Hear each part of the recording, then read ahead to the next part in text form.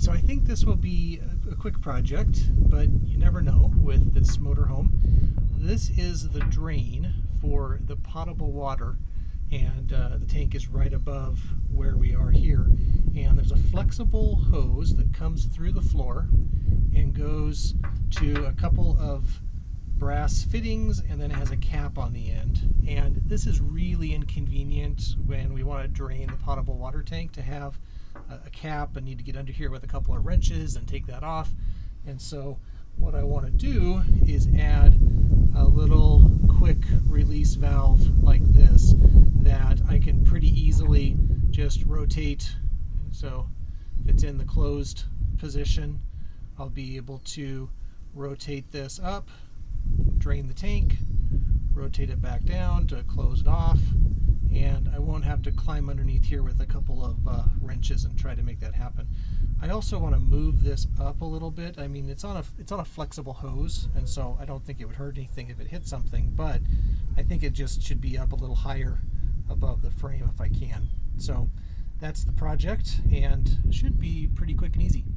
Okay, so I have a 1/4 inch barbed fitting that I've put in with a little tape into my new quick ball valve, and I've taken off the old assembly, and quite a collection of parts here.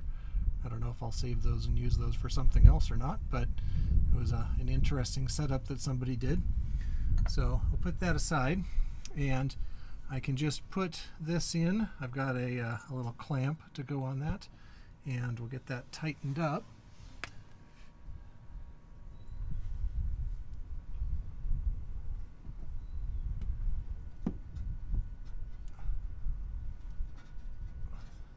Want to make sure that I get it in all the way so I can get a good connection there.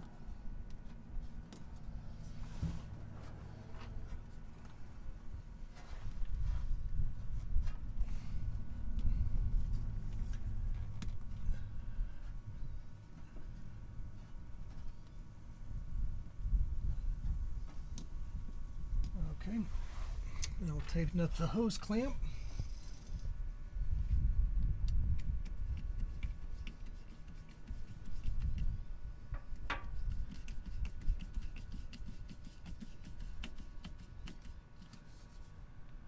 Okay, so that's nice and tight on the hose there.